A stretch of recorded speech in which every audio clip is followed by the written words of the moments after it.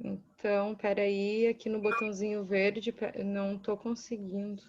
No Aqui. botãozinho verde, share screen, aí tu tem que escolher qual screen que tu quer, qual das tuas telas aí que estão abertas que tu vai querer, tu tem que selecionar uma e aí colocar no share. E se tem som, tu tem que marcar a caixinha de som, senão ele vai vir sem som, não sei se tem som. Tá, não É tem. que a tela tem que estar aberta. Se ela tiver Tem que minimizada, abrir ela antes vai a aparecer. tela. Tá, peraí. Tu tem que primeiro abrir o teu PowerPoint ou o programa que tu for A usar. minha apresentação está aberta. E Isso, aí tu vai aí? no share screen, seleciona, vai abrir várias janelinhas com todas as telas abertas. Tu tem que selecionar a da apresentação e clicar nela e clicar em share.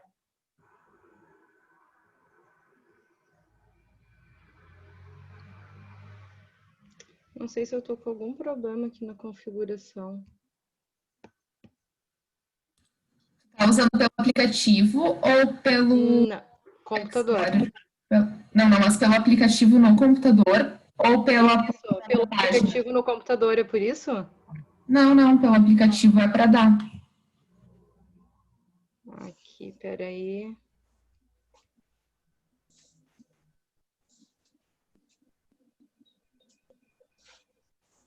Ai, gente, desculpa, não sei o que tá acontecendo aqui.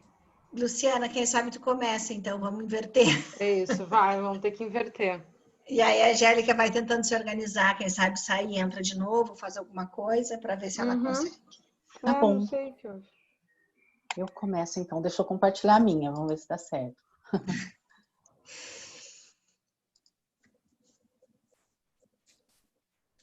Vocês estão vendo? Sim, se tu colocar em apresentação fica melhor, porque fica mais... Aí, foi. Isso, perfeito, obrigada. Bom, boa tarde a todos e a todas. O meu trabalho, né, o meu escrito é Espontaneidade na Arte de Comunicar, Psicodrama Educacional na Organização. Eu sou Luciana Zenerato, sou especialista em Gestão Estratégica de Pessoas, graduada em Administração com ênfase em Propaganda e Marketing pela Faculdade de Jaguariúna, estudante do nível 1 de Psicodrama Organizacional pela Potenciar Consultoria. Trabalho desde 2005 na Embrapa, Empresa Brasileira de Pesquisa Agropecuária, na Embrapa Informática, aqui em Campinas, e onde elaboro e executo, né, programas de bem-estar, clima organizacional, qualidade de vida, pró-equidade, capacitação e treinamento. Eu faço esse tipo de atividade lá na Embrapa.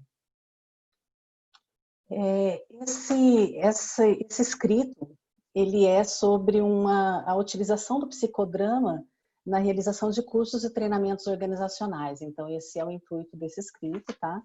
E ele usa o psicodrama, então, nessa capacitação. Sabemos porque vivemos e experimentamos. Então, essa capacitação foi dada, né, foi compartilhada dessa forma de aprender em conjunto, de fazer, de usar a espontaneidade para aprender a comunicar. Eu utilizo o psicodrama já há algum tempo organizacional, então na própria Embrapa eu já fiz alguns trabalhos de psicodrama, fiz um trabalho de qualidade de vida com um colega psicodramatista lá da Embrapa também, o Glauber Vaz, que teve uma publicação sobre isso, que foi bastante interessante. Eu fiz um trabalho de autodesenvolvimento de gestores para supervisores e o pessoal que trabalha com supervisão, com gestão, né, utilizando psicodrama, então, para feedback, enfim, para as dificuldades e para o dia a dia, capacitação e treinamento. E no ano passado eu tive uma outra atividade com o Glauber, esse colega psicodramatista, no Techstart, um programa de aceleração de startups, que a Embrapa participa, que também foi muito interessante. Mas esse escrito que eu vou apresentar hoje, ele é sobre o curso Comunicando Técnicas de Apresentação e Oratória. Ele foi preparado para os estagiários e bolsistas da Embrapa Informática, e o intuito é a participação deles tanto na Mostra de Estagiários, né, que é um evento interno da Embrapa, como no CIIC, que é um congresso, né, de iniciação científica, que eles apresentam todos os anos o trabalho que eles desenvolveram durante o ano.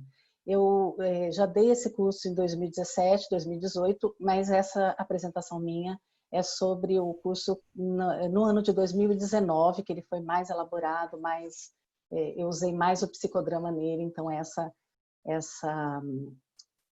esse curso que eu gostaria de compartilhar aqui. Nós iniciamos com um aquecimento específico e já nesse aquecimento a intenção foi começar já comunicando, né? Então, eu pedi que a pessoa conhecesse a pessoa ao lado. E aí, por que ao lado? Eu já vou explicar. Nós tivemos nesse grupo, nessa turma que participou do treinamento, uma pessoa com deficiência visual. Então, a gente evitou fazer algumas coisas, como andar pela sala, ou algumas coisas que ela pudesse ter dificuldade, a pedido dela, né?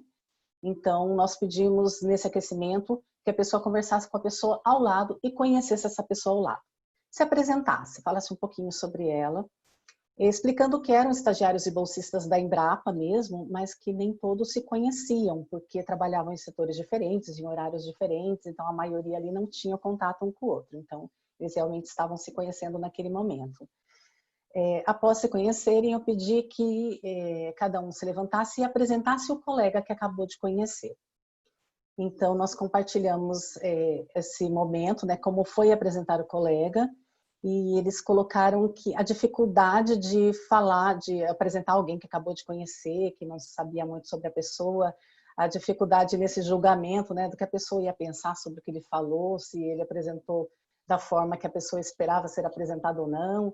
E aí demos a oportunidade da pessoa que tinha sido apresentada, se ela quisesse se apresentar melhor ou falar alguma coisa sobre. E aí foi apenas um aquecimento para a gente iniciar esse curso. Passamos então para o desenvolvimento, né? Para o curso em si, ser adequado. Para Moreno, o ser humano é capaz de dar respostas criativas e espontâneas, transformando assim suas relações com o mundo, mas ele ressalta a importância da harmonia nessas respostas, para o alcance dos resultados saudáveis, pois elas precisam ser adequadas à situação e ao momento. O curso, ele foi, a gente passava entre dicas, né, de apresentação e oratória, e entre vivências. Então, a ideia era trazer essas dicas, e eu uso a palavra dicas aqui, porque não era né, exatamente uma matéria, assim, a pessoa tem que aprender e vai fazer daquele jeito. Não, eram dicas que a pessoa usaria conforme né, ela achasse adequada a usar.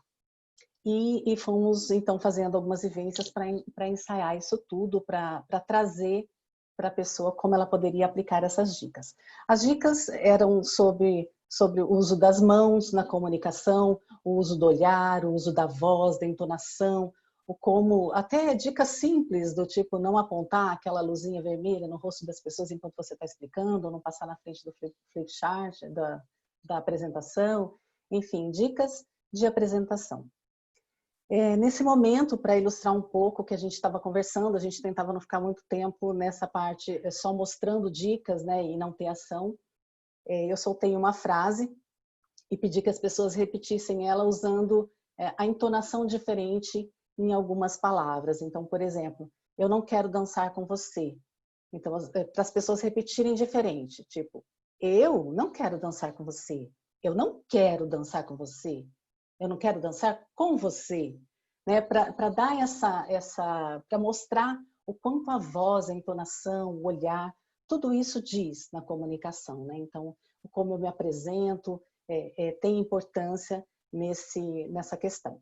E também nessa parte de ser adequado, qual o público que eu vou apresentar, como seria o formato adequado para aquele público, para aquele tipo de apresentação, né? Que seria o Congresso de Iniciação Científica.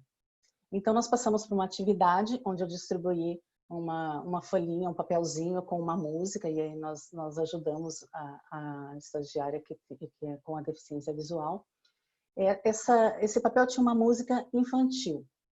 Então, nós tínhamos diversas músicas. A Baratinha, a Dona Aranha, enfim, musiquinhas infantis. Fui no Tororó, beber água não achei. E aí, eu pedi que as pessoas, usando essas dicas que a gente tinha conversado sobre a apresentação, se posicionassem, né, para os colegas e apresentassem a música que tinha.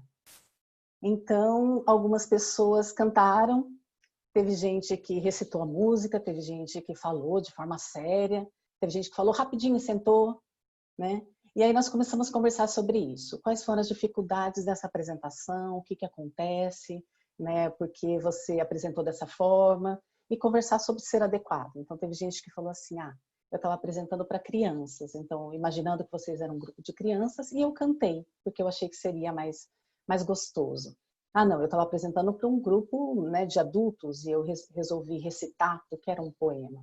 Então a gente já foi conversando e ensaiando e vendo como as pessoas se sentiam. Então eu fazia perguntas, pedia que essas pessoas, você quer repetir, você quer fazer de outra forma, e a gente já começou a ensaiar essa comunicação sendo adequado. Então nós passamos para a questão do medo. Foi uma questão muito levantada nessa apresentação. Eu fiquei com medo de falar, eu não sei, me pareceu meio estranho estar ali falando essa música, né, para todo mundo. E começamos a falar então sobre o medo. Nesse momento eu compartilhei um pedaço de um vídeo do Mário Cortella, que fala sobre medo de barata, que ele explica de um jeito bem engraçado, assim, uma ida que ele estava num hotel e tinha uma barata no chão e que ele ficou morrendo de medo da barata e a camareira teve que entrar para matar a barata e ele lá em cima da cama numa situação constrangedora. E ele diz nesse vídeo, né, que ele não sabe por que ele tem medo de barata, já que ele nunca viu ninguém morrer mordido de barata. Então nós começamos uma discussão sobre isso. No momento que eu passei o vídeo, nós tivemos o compartilhamento dessa estagiária com deficiência visual, que ela comentou que ela estava muito tensa. Na verdade, no momento do vídeo, ela já começou a ter uma reação um pouco tensa. A pessoa que estava ao lado dela percebeu, levantou, pegou uma água, parou ao lado, abraçou e acolheu. Então, a hora que terminou o vídeo, ela compartilhou que ela perdeu a visão após os 25 anos por diabetes, ela teve problema de diabetes, e que sempre que ela ouvia falar em baratas, ela tinha muito medo, porque ela tinha medo de barata, né, antes de perder a visão, e agora que ela não tinha visão, às vezes ela acordava no meio da noite e ela não tinha certeza se tinha uma barata no quarto ou não, porque ela não podia ver. Então era uma palavra que causava uma certa dor de estômago nela, digamos assim. E aí nós começamos a ter um bate-papo bem gostoso sobre o medo. Nesse momento a gente só conversou e conversamos assim, do que a gente tem medo, né? A gente tem medo de nadar? Não. A gente tem medo de morrer afogado. A gente tem medo de andar de bicicleta? Não. A gente tem medo de cair. Então, a definição que o grupo trouxe para o medo foi de falar em público, né? Foi o medo de errar, de se expor de forma inadequada, de não conseguir comunicar o proposto. Não era exatamente de falar em público, era de não conseguir falar em público, né? E o medo de errar bloqueia a espontaneidade, faz com que a gente trave, fique com essa carinha aí travada e não consiga se comunicar. Então, nós passamos a trabalhar sobre a espontaneidade. Né? Para Moreno, a espontaneidade é o que possibilita a harmonia da resposta com o momento, né? E ele diz que espontaneidade e criatividade é inato, né? E a gente pode treiná-la também, a gente pode trazer essa espontaneidade. Nós também começamos essa parte com um vídeo. O vídeo se chama O que é Espontaneidade? Liberdade de Ser, da Tatiane Guedes. Ele é muito interessante, ele traz de uma forma muito leve o que é ser espontâneo, né? Que é uma questão de ser, você traz de dentro. E aí nós passamos para a atividade em si. Essa atividade de espontaneidade, eu optei pelo teatro espontâneo. Então, assim, vamos ensaiar o comunicar utilizando o teatro. Nesse momento, eu separei o grupo em duas partes e cada grupo teria que criar uma história. Essa história, esse grupo ia contar para o outro grupo, só que todo mundo do grupo tinha que falar. E a gente propôs que usasse as dicas, que usasse uma comunicação bem bacana, assim, usando a voz, as mãos, tudo que pudesse para passar essa informação da melhor forma possível. O primeiro grupo apresentou a história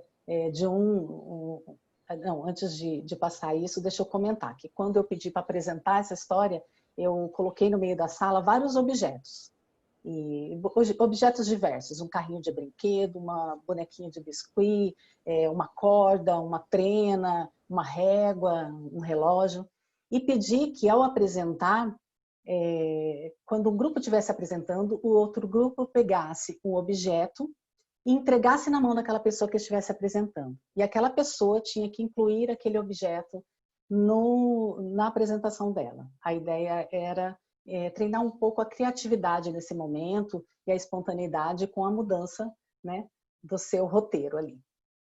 Então, o primeiro grupo apresentou a história de um dos colegas que estavam ali, que foi sobre um dia que ele acordou atrasado e acabou acordando, o relógio não tocou, mas ele acordou com os passarinhos e tal. E foi muito engraçado, eles incluíram todos os objetos e mudaram o rumo da história, a história ficou bem maluca, mas eles tentaram seguir ali o jeitinho de apresentar e de mostrar da melhor forma possível a história.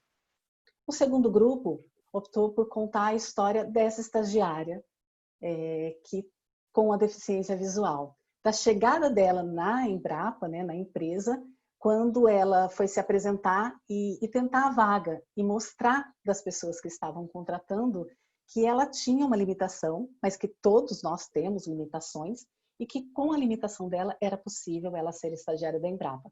Então era uma história muito interessante, muito bonita, e eles tentaram contar muito assim, exatamente como ela tinha falado, né, como ela tinha contado. E mostraram muita emoção para contar essa história. Isso foi muito bacana. Então, quando as pessoas acrescentavam um item na história, eles tentavam não mudar essa história, porque eles começaram a entender que era importante a história ser a história dela, porque era uma história bonita e ela estava ali ouvindo e ela ia ficar feliz da gente saber dessa história. A última pessoa que recebeu, que contou o final da história, recebeu como item, né, para incluir na história, a bonequinha de biscuit. E aí essa pessoa, foi um rapaz, ele ficou visivelmente emocionado e ele falou que ela comprovou tanta competência durante durante o trabalho dela como estagiária, que eles fizeram uma bonequinha em homenagem a ela. E a hora que ele falou isso, surtiu um efeito emocionado do grupo e ela falou assim, é mesmo, né? Foi até um momento assim onde as pessoas riram e tal. E ele levantou e colocou a bonequinha na mão dela e ela viu a bonequinha do jeito dela, com o tato. E aí nós conversamos um pouco sobre as emoções, né? O que a emoção causa na comunicação. Uma das grandes contribuições de Moreno é a percepção de que a espontaneidade de encontro torna o indivíduo mais doce. Isso acontece porque aumenta a sua habilidade de perceber os próprios sentimentos, os sentimentos do outro, e de dar e receber nas relações com o outro. Eu tive uma professora na minha especialização de gestão de pessoas, minha professora de comunicação, Cecília Lima, que ela falava muito bem sobre as emoções, o uso das emoções na comunicação. E ela traz uma colocação que eu achei importante trazer, que é justamente sobre isso que a gente está falando, né? As emoções são as melhores fontes de expressividade que todo orador pode ter em mãos. Elas tocam o coração. Quando utilizadas com moderação dentro de apresentações ou colocações profissionais, trazem vida e brilho ao conteúdo abordado e revelam informações que muitas vezes são relevantes e não precisam ser faladas. Então, acho muito importante isso que ela colocou e a gente conversou sobre isso, sobre a moderação, sobre como se traz essa emoção e que sim, a verdade, a emoção, ela traz uma autenticidade àquela apresentação, àquela comunicação. Torna a comunicação mais verdadeira, mais eficiente. E o que a gente queria treinar, né, com esse momento de teatro era isso, é você trazer a sua espontaneidade de forma adequada, com criatividade, trazendo você, o seu jeito de apresentar, né? Então, aprendendo a ser você, apresentando da melhor forma possível. Assim se baseou o curso, utilizando as técnicas de psicodrama e o ensaio e o refazer. Fizemos então um compartilhamento, o pessoal disse que gostou muito do curso e falou das suas dificuldades e que treinaria e que ensaiaria, que levaria esses ensinamentos. Eu achei bem gostoso porque eu me senti compartilhando com eles por umas 2 semanas depois do curso, porque eles vinham com a apresentação e falavam assim, olha, eu vou ensaiar para você, vem comigo ver o que eu estou falando aqui, ver o que você acha. E treinaram e fizeram e foi bem legal. E aí nós fizemos um encerramento, onde eu entreguei um papelzinho escrito "Te desejo sucesso" e "Obrigado pela parceria". E aí eles compartilhavam com alguém do grupo e conversava. O encerramento foi bem gostoso também de fazer. Bom, a atividade encerra aqui. Eu acho que eu já contei tudo que a gente fez durante, né, o treinamento, como foi. E para encerrar, acho que traz um pouco disso tudo que eu falei aqui, né, sobre esse ensaio, sobre se apaixonar pelo que está fazendo e fazer com espontaneidade, com criatividade, de uma forma adequada, gostar do que está fazendo. Então, eu trago apenas para encerrar o texto do Rubem Alves, que diz assim: se fosse ensinar a uma criança a beleza da música, não começaria com partituras, notas e pautas. Ouviríamos juntos as melodias mais gostosas e lhe contaria sobre os instrumentos que fazem a música. Aí, encantada com a beleza da música, ela mesma me pediria que lhe ensinasse o mistério daquelas bolinhas pretas escritas sobre 5 linhas. Porque as bolinhas pretas e as 5 linhas são apenas ferramentas para a produção da beleza musical. A experiência da beleza tem de vir antes. Bom, esse é o meu escrito. Eu agradeço a todos. Muito obrigada. Muito obrigada, Luciana. Conseguiu, Angélica? Consegui. Eu tinha clicado na setinha do lado do share screen, sabe aquela que... Ah, sei. Então, é isso.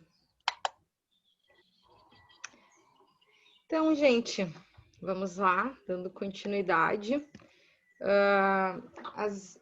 As escritas que eu vou compartilhar aqui, eu até achei que ficou legal isso de fazer juntas, embora a gente tivesse pensado para não ser tão cansativo, porque elas são muito relacionais, assim, estão muito coladas de alguma forma.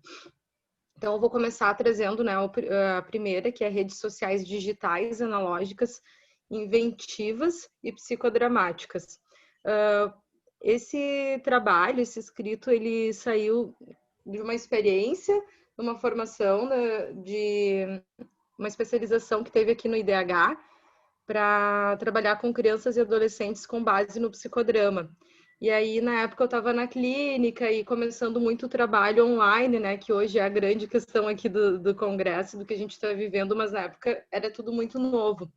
Eu me debrucei bastante a estudar, né, sobre o digital, sobre como que o digital ia se inserir na psicologia, no psicodrama, como que a gente iria fazer isso, né?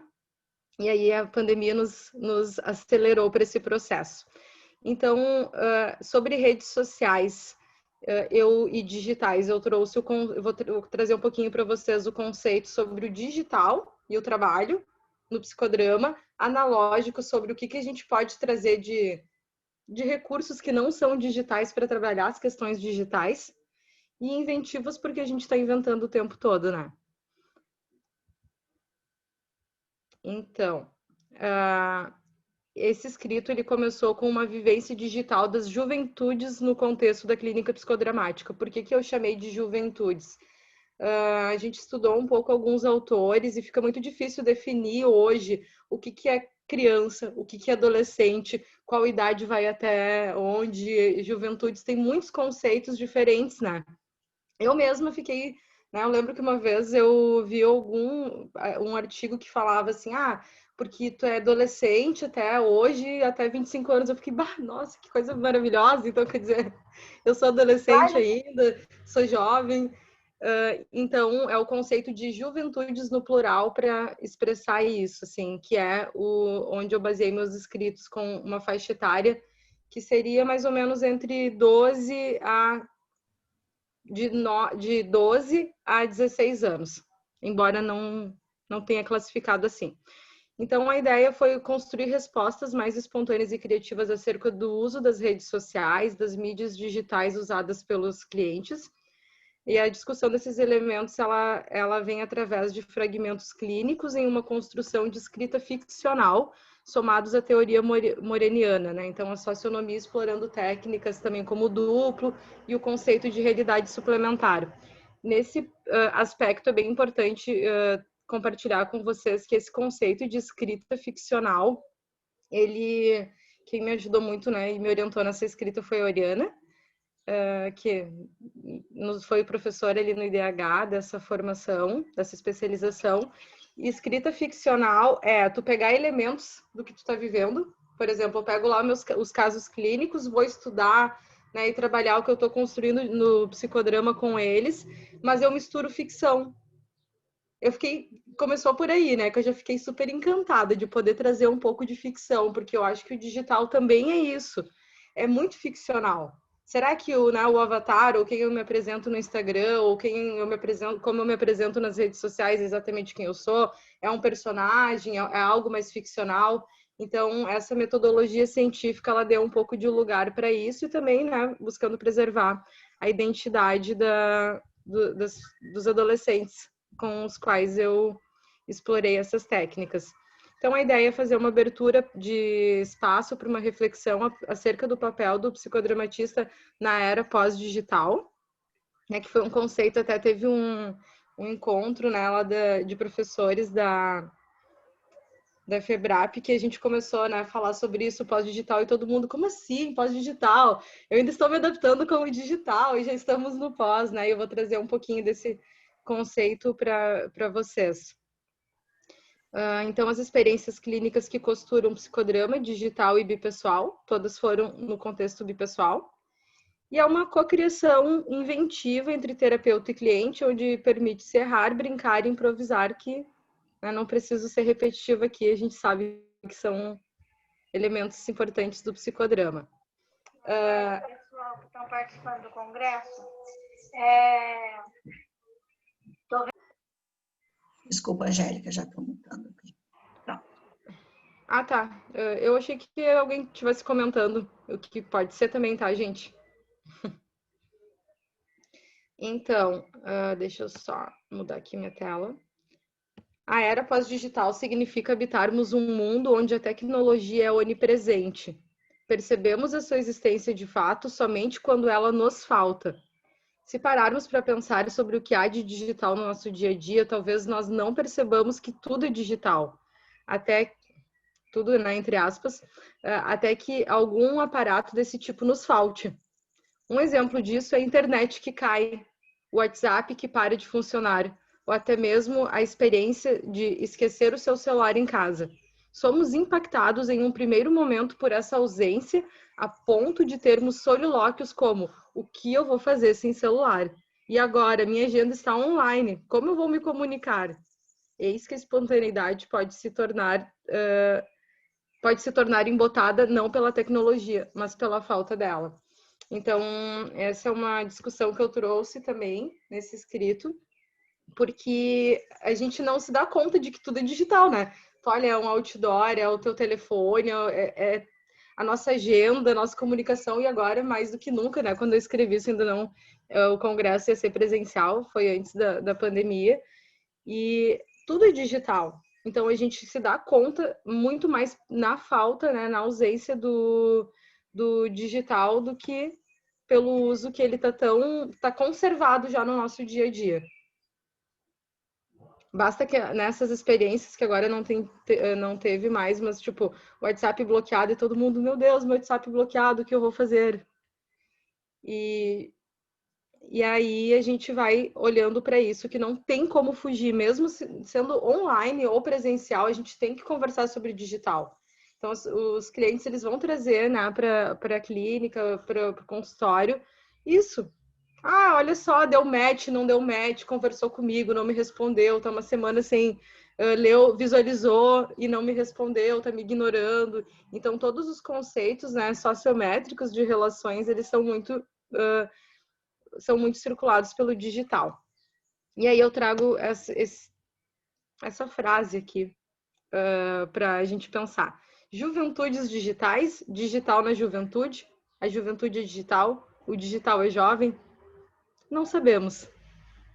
E eu acho que isso é muito legal, eu estou muito impactada sobre uma vivência hoje com o Sérgio, que eu acho que essa coisa da gente tirar um pouco dessas conservas de bordas, né, e é mais ou menos isso, assim, que eu sinto, né? A gente pode dizer assim, os jovens hoje é tudo digital. Ou será que o digital está nas juventudes? Né?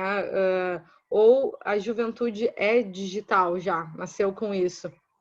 Ou será que o digital é jovem? Enfim, fica aí a reflexão para a gente pensar. Para Oliveira, com o avanço da internet, dos meios de comunicação e interatividade, tivemos a possibilidade de sairmos do papel de apenas consumidores de notícias para o papel de criadores dela.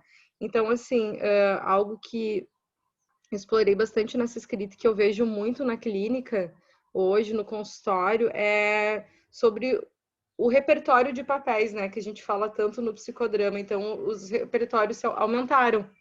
Hoje todo mundo pode desempenhar o papel de fotógrafo, porque todo mundo tem uma câmera de celular, ou seja, né, o smartphone para poder fotografar de uma forma conceitual ou não, algo do dia a dia, ou fazer um trabalho profissional. Todos nós podemos criar notícias, o que antes era um papel de um jornalista, de um comunicador, todos nós desempenhamos esse papel atualmente. Então, como que a gente pode explorar a ampliação de papéis na clínica através do digital? Em tempo real, conversamos com alguém do outro lado do mundo. As respostas acontecem no aqui e agora, e algumas vezes não ocorrem, quando não ocorrem, geram ansiedade e insegurança. É assim que o tempo analógico depende de uma série de fatores: engrenagens, engenharias de situações, palavras, pessoas, tempo e espaço. Então, nessa vivência do digital, que é tudo muito rápido, tudo muito ao alcance, então estamos aqui cada um conectado da sua casa, de diversos lugares, pode ser de diversos estados, diversos países, a gente está vivendo um aqui agora, né, a partir de uma tela, juntos. Isso é muito incrível. Eu acho incrível, claro que a gente poderia problematizar e discutir muito isso a partir do documentário, né, O Dilema das Redes, mas de alguma forma esses são os benefícios do digital. O que eu avalio pela minha experiência, no caso dessas situações que eu estou compartilhando com vocês, é esse disparador de ansiedade, de angústia, da não resposta imediata, ou de eu não ter a internet, não ter a comunicação aqui agora, né, e entrar nessa conserva. E aí que eu comecei a pensar, cara, como é que a gente pode trabalhar com esses adolescentes o analógico? E eu comecei a perguntar, né? Sabe o que é analógico? E ninguém sabia me responder. Analógico? Como assim? O que é analógico? E eu tenho tinha, agora eu não tenho mais consultório presencial, mas um relógio com ponteiros, tudo. E eu, olha só, analógico é isso. Né? Ao invés de só sair aqui na tela de forma digital um horário, a gente tem a possibilidade, né? Tem toda uma engenharia, uma engrenagem, um tempo para girar aquele ponteiro que vai para o outro, e comecei a conversar sobre isso. O que na tua vida está girando mais devagar? E a gente foi invertendo sobre isso. O que é digital? O que é analógico? O que tem processos que às vezes são difíceis?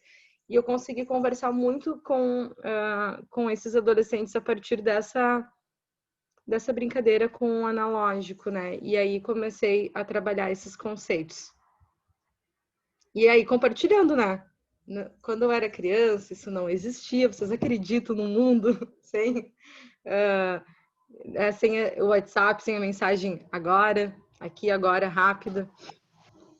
Então, no psicodrama, nós temos a oportunidade de viver no momento presente o digital e o analógico, de inverter esses dois, de explorar e conversar com as tecnologias presentes e as que estão por vir. Então, o que é muito incrível, né? Porque a gente pode trazer ele para a cena. Então tá, vamos aqui fazer o Instagram da tua vida. Me mostra o que compõe, vamos fazer uma imagem. Trazer, então, muitas cenas e muitas dramatizações que eu fui fazendo ao longo dos encontros eram sobre esse digital. Tá, mas o que é analógico? Então, vamos pensar. O que na tua vida tu acha que não tá fluindo tão rápido e dessa forma como tu busca? E aí a gente ia fazendo as cenas, usando recursos, fazendo como se fosse um Instagram vivo. Tá, aqui a gente vai pegar, né, o recurso das almofadas e nós vamos montar um Instagram da tua vida. O que disso aqui é o que tu apresenta? O que não tá no teu Instagram que tu não apresenta para outras pessoas? Porque tem isso, né? A imagem que eu represento ali, como eu falei antes, e a imagem daquilo que eu estou vivendo, assim. Então, esse foi uma experiência muito legal. Foram experiências muito legais com essas cenas entre digital e analógico. E esse espaço aberto para reconhecimentos do si mesmo cresce na mesma proporção que as comparações acontecem entre os jovens, o que acaba por, em alguns momentos, causar uma certa confusão de identidade. Quem sou eu? Quem eu mostro nos ambientes que eu ocupo? Quem é aceitável ou quem eu quero aceitar? Há um verdadeiro eu? Seria este aqui do solilóquio no ambiente terapêutico? O psicodrama nos permite integrar esses papéis identitários através das cenas, trazendo como elementos os recursos das redes sociais. Então, esses aqui são questionamentos que eu fui fazendo para mim e fazendo com esses adolescentes, e eram questionamentos que de alguma forma eles traziam. Tá, mas quem sou eu? Quem sou eu? Tipo, aqui, tá, lá eu coloquei tal coisa, né? Eu fiz um TikTok, eu fiz uma imagem de tal forma, mas na verdade eu tô me sentindo muito mal, tô muito triste. Tá, como é que a gente pode, né, expressar isso de uma forma espontânea, criativa, adequada? Como é que seria? Daí a gente criava a imagem de como isso iria para o Instagram e o que as pessoas poderiam comentar. Então, eu também trabalhando, não é evitando, mas trabalhando com esse medo do tipo, e se alguém vê que eu não sou aquilo que eu represento com os filtros das redes sociais, das redes digitais? O que pode acontecer? E aí, invertendo com esse público que olha, com quem comenta, com quem compartilha. E trabalhando muito isso, né? Será que esse solilóquio que eu trago aqui no ambiente terapêutico é muito mais parte do meu eu do que aquilo que eu represento? Eu acho que essa é uma discussão muito importante daqui daria, né? Acho que poderia se desdobrar um outro estudo, porque a gente critica muito assim, né? Ah, as pessoas são muito fake, né? Nas redes sociais são muito diferentes do que elas são. Mas será que nós não somos as duas coisas, né? E o psicodrama é muito incrível, porque a gente pode trabalhar as duas coisas. E, né, e ao encontro dessa espontaneidade. Então, no palco terapêutico, podemos ensaiar e criar diversas respostas online. Podemos fazer um espelho, reconhecer se a imagem que passamos no nosso Instagram representa de fato quem somos. Podemos voltar no tempo e pensar onde cabe o digital, o analógico, e podemos simular futuros integrados entre ambos espaços. Tudo isso a teoria psicodramática nos possibilita. Então, para a live, o termo virtual vem de virtus, no sentido de potência. Nesse sentido, é como algo que existe em potência, não em ato, ou seja, algo que pode vir a ser, um como ser, e não um como é, de fato. O virtual atualiza-se no tempo, por isso não remete a algo ilusório, imaginativo. É a semente de algo e não a planta em si. O virtual vive em tendências, buscando soluções inventivas, criativas. Então, eu acho que esse é um jeito bem interessante da gente pensar sobre o que significa, né, esse virtual, e aí dá para trabalhar, né, esse como ser, através, né, do conceito de realidade suplementar, que eu explorei bastante nesse escrito também, de poder pensar o que tem nesse como ser, o que está em potência, o que eu estou construindo, para onde eu estou indo, e aí entraria, né, vivências de axiodrama também, trabalhar os valores com essas juventudes. E eu quero compartilhar com vocês 3 casinhos, rapidamente, que esse aqui é simulando Alice, nos País das Maravilhas, e o título é Todos estão conectados, menos eu, WhatsApp analógico. Essa foi uma cliente que chegou no consultório e ela... Por que eu chamo de Alice, né? Que é explicando para quem entrou depois da escrita ficcional, então misturando um pouco de ficção com o que eu vivi no consultório, na clínica. Ela chegou no consultório, a mãe marcou pelo WhatsApp, né? Então o digital já estava presente, entrou em contato, mexeu no Instagram, fez todo esse movimento totalmente digital. E ela chega ali no primeiro encontro e já triste, chateada, porque a mãe que marcou, a mãe que falou, e aí a gente foi se conhecendo e trabalhando isso. E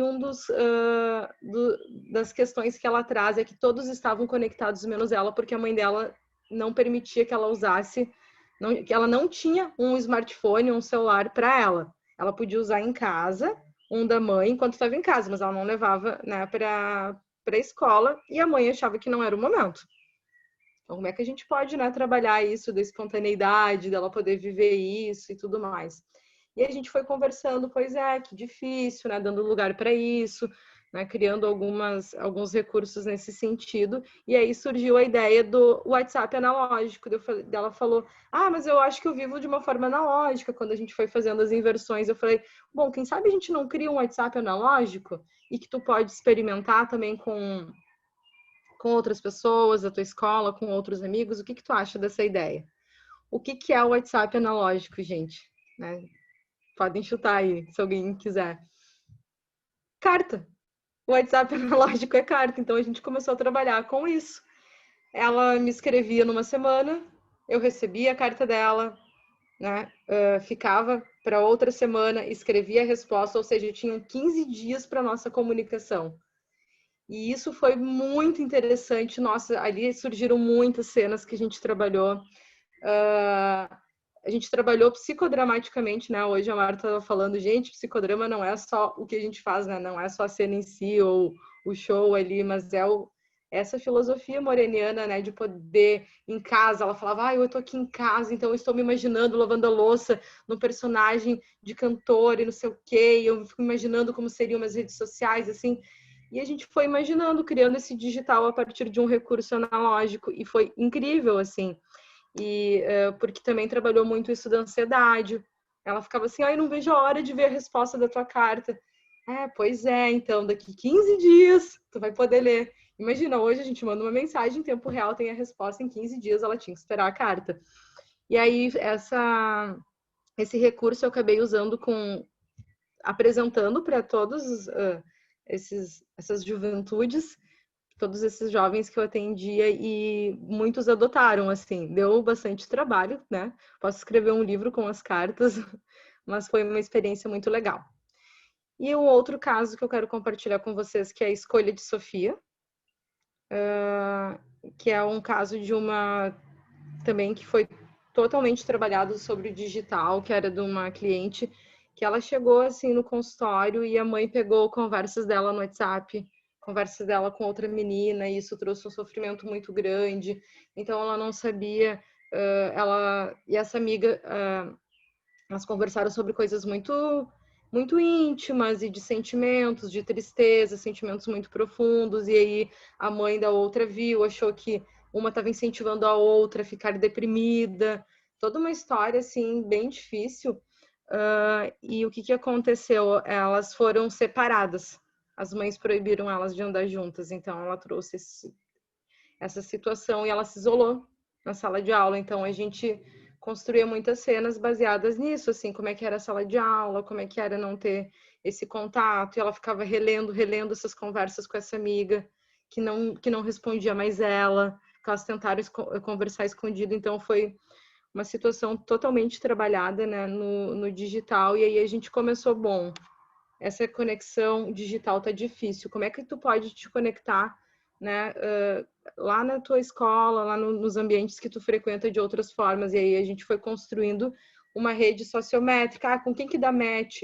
Quem que dá match para séries? Quem que dá match? E fomos trabalhando isso, assim. Então foram as escolhas que a gente foi treinando a partir desse digital.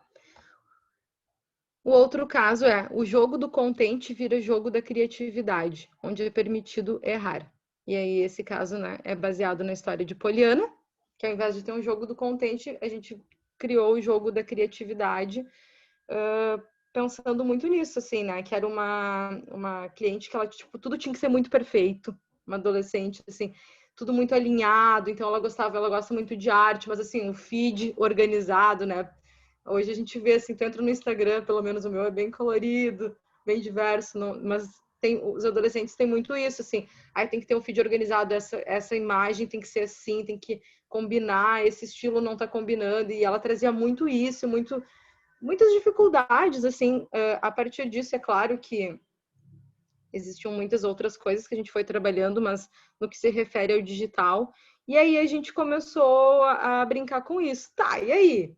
E se acontecer dessa imagem borrar na outra, lá no teu feed, e ele não ficar harmonizado? E a gente foi fazendo isso com tela, com tinta, e foi uma experiência muito legal. Tudo também trazendo o conceito do digital. Então, gente, sobre esse primeiro trabalho é isso. E agora eu vou entrar um pouquinho nas redes sociométricas. Gente, se eu estiver passando do tempo aí, me avisem. Redes sociométricas e Muito bem, digitais. Angélica. Tá? Beleza. Obrigada. Então, como eu falei, não separa muito, tanto que eu até deixei a apresentação junto aqui, sobre as redes sociométricas e digitais, o psicodrama na era pós-digital.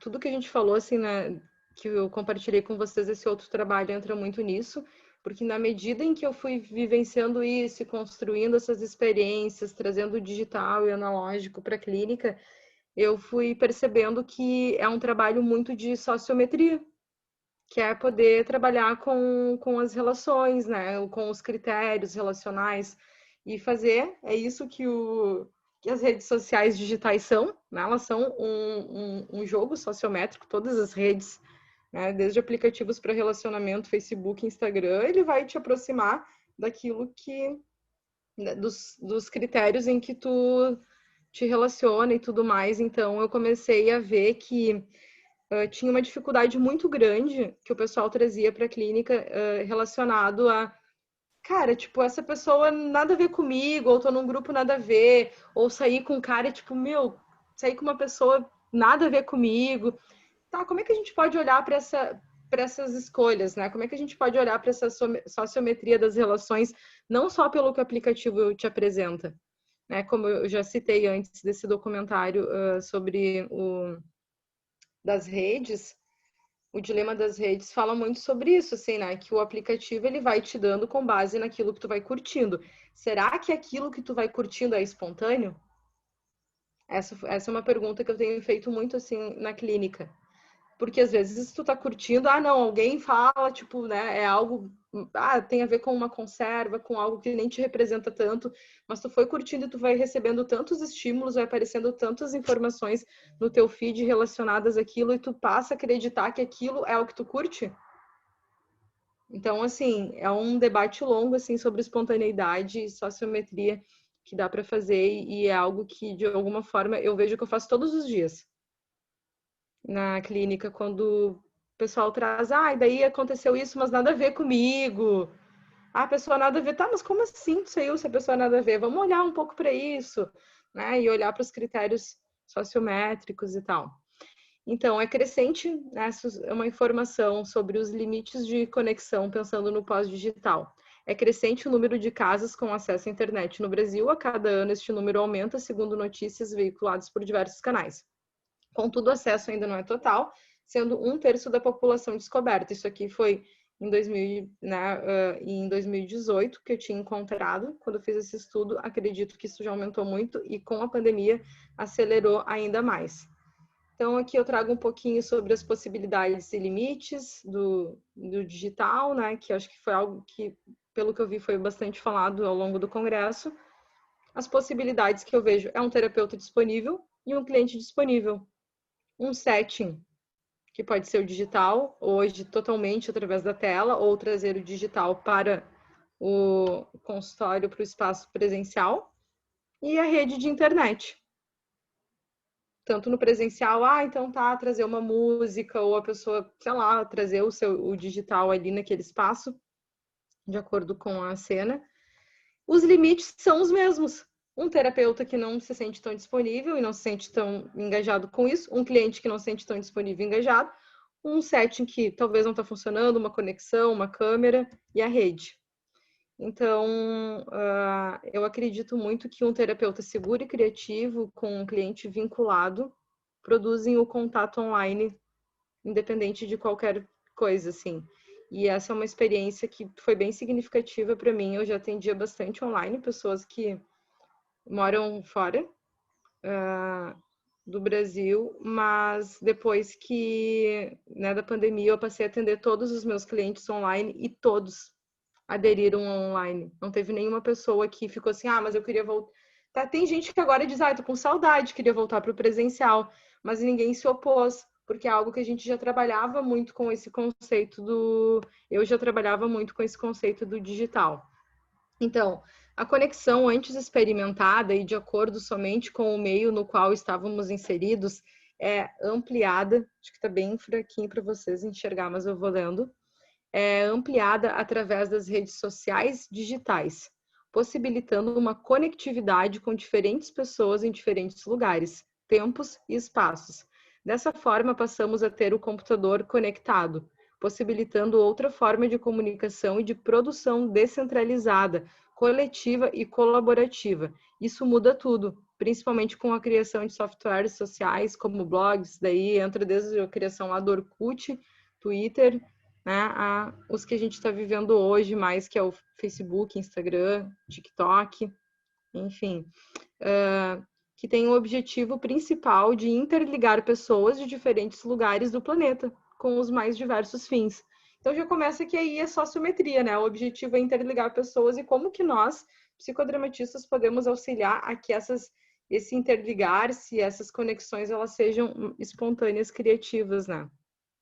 E não manipuladas só pelos engenheiros dessas plataformas. Então, espontaneidade e criatividade no pós-digital. Os encontros acontecem no tempo, espaço e contexto dramático que estamos inseridos. O digital está aqui, como estamos nós. É muito louco pensar isso, assim, né? Tipo, tu tá aqui agora com o teu cliente, o digital tá aqui agora o tempo todo. Então, ele é esse conceito de que digital é onipresente, né? Que representa muito isso de como um Deus. É como a gente tem essa visão de Deus onipresente, onisciente e onipotente. Então, assim, o digital ele está onipresente em todos os lugares. Eu estou me comunicando aqui com alguém do outro lado do mundo. Onisciente, porque ele sabe, a gente está aqui, isso aqui está sendo gravado, outras pessoas vão saber. Tem alguém que pode acessar que eu participei, né, através do meu login, do uso do meu computador, que eu participei desse congresso. Então, ele tem ciência de tudo, né, essa grande nuvem, grande cérebro.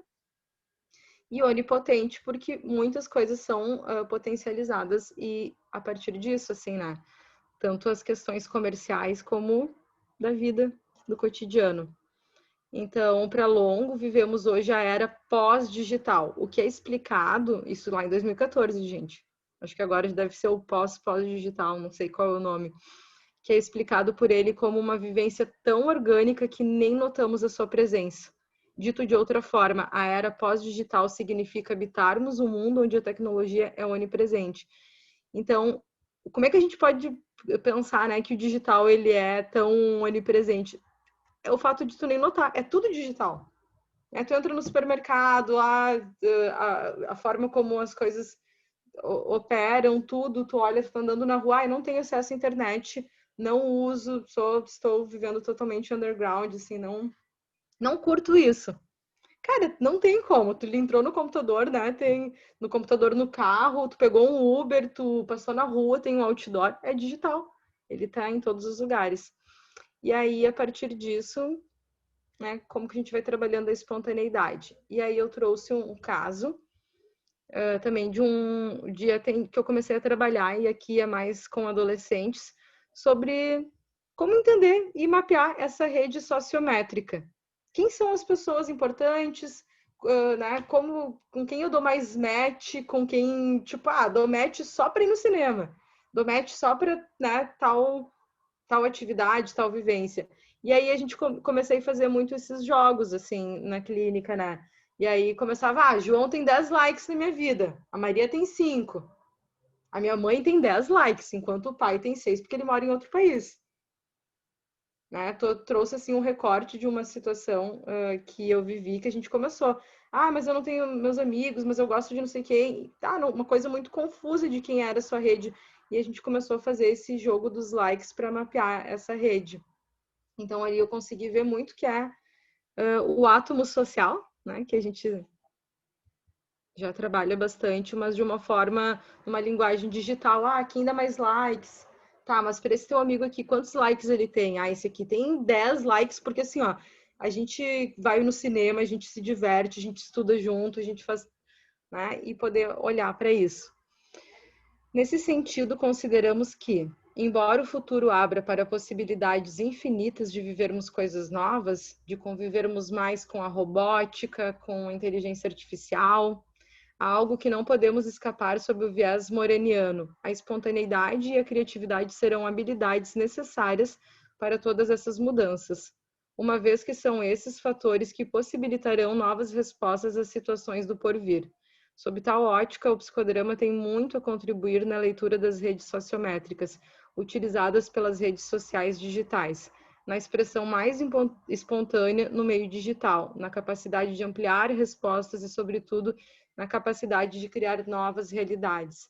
Então, né, eu acredito assim que o Moreno já, né, obviamente, acredito não, a gente sabe que ele já vinha trabalhando isso, né, isso que a gente está vivendo, mas o quanto é importante nós nos apropriarmos disso, assim, e trazer esse conceito para a clínica, né? Trabalhar espontaneidade dentro desse digital. E eu vejo muitas pessoas, assim, falando, acho que agora, no pós-pandemia, isso vai diminuir muito e está nesse processo, que tipo, não, eu fujo do digital, tem que ajudar a pessoa a sair um pouco disso. Eu acho que é encontrar espontaneidade, assim, dentro do uso disso, e a pessoa vai naturalmente trazendo outros elementos, né? Como surgiu a questão do analógico.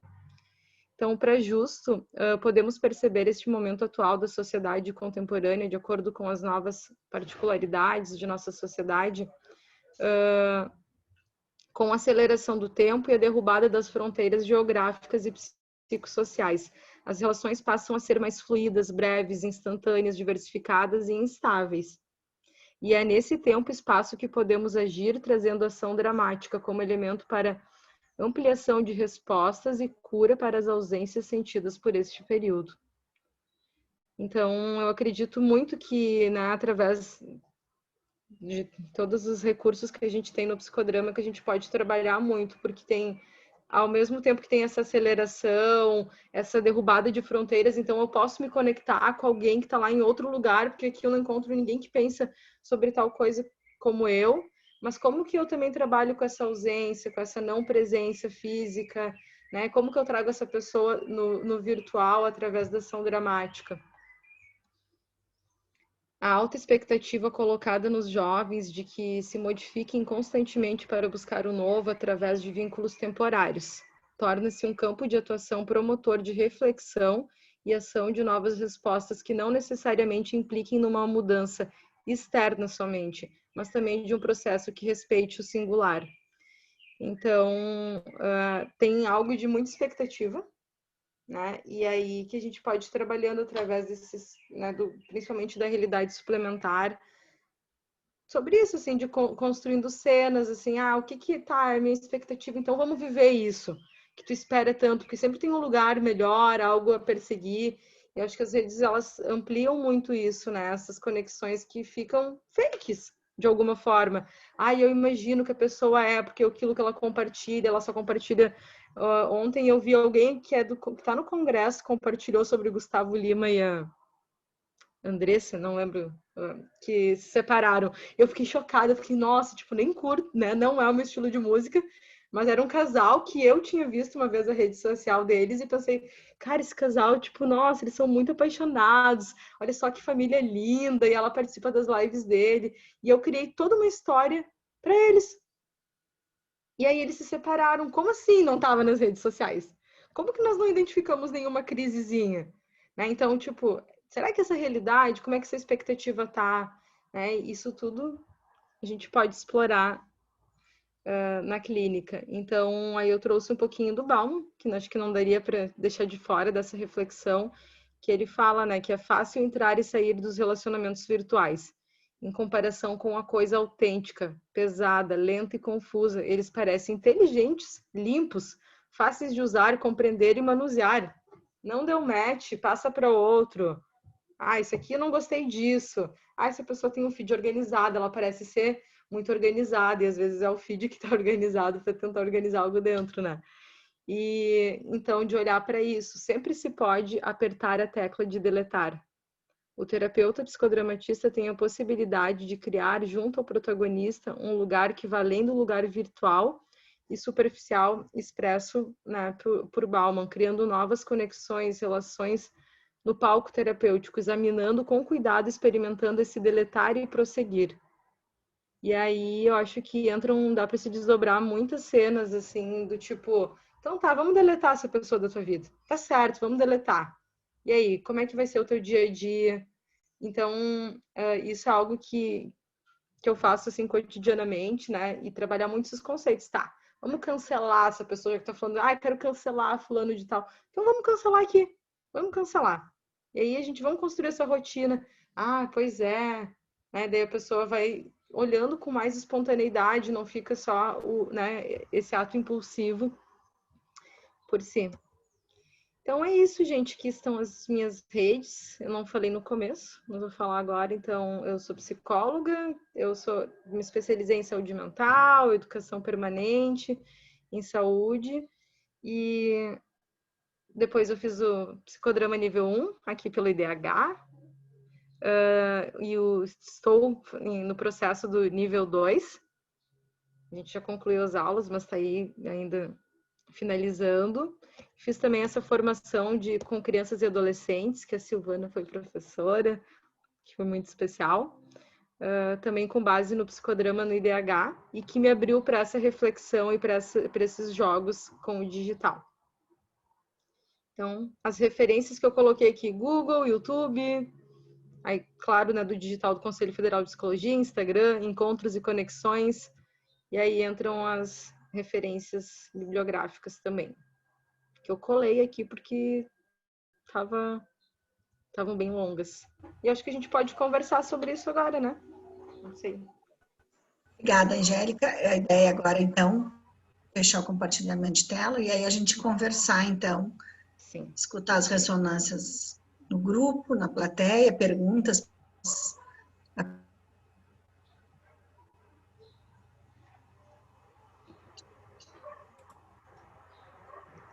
Eu estou bem curiosa para ouvir, né? Conversar. Podem ir abrindo o áudio e falando, gente, espontaneamente. Se der muita confusão, aí eu vou botar uma ordem e tentar coordenar, mas acho que por enquanto pode ser meio. Angélica, eu quero dizer que eu adorei o seu trabalho, achei muito interessante esse jeito de falar, assim, sabe, de conversar com adolescente e tal, achei muito bacana, parabéns, estou bem impressionada, muito bom. Obrigada, gostei muito do teu trabalho também, sobre as emoções, e dentro desse contexto fiquei pensando, eu trabalhei por quase 7 anos e pouco, eu trabalhei com gestão. Então, eu trabalhei no Ministério da Saúde com a política de saúde mental, política de drogas, capacitando equipes só com psicodrama, gente. A gente criava cenas, né? E eu te ouvindo falar, eu pensei, nossa, olha só, várias ideias que eu poderia ter aplicado atrás. Obrigada.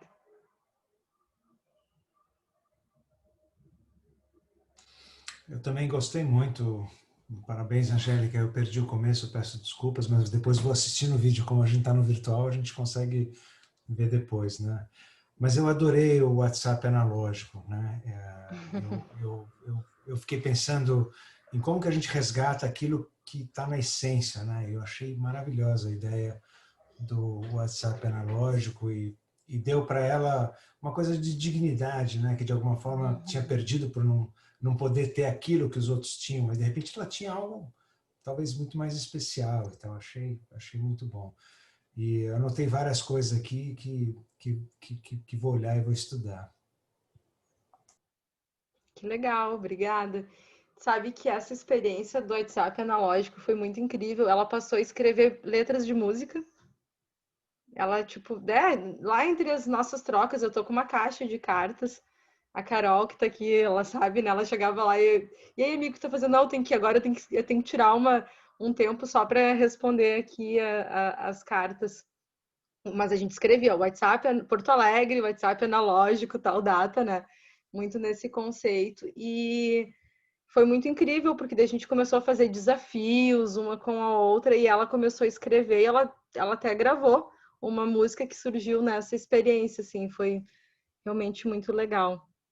Obrigada. É só mais um comentário, eu tentei achar aqui enquanto a gente falava.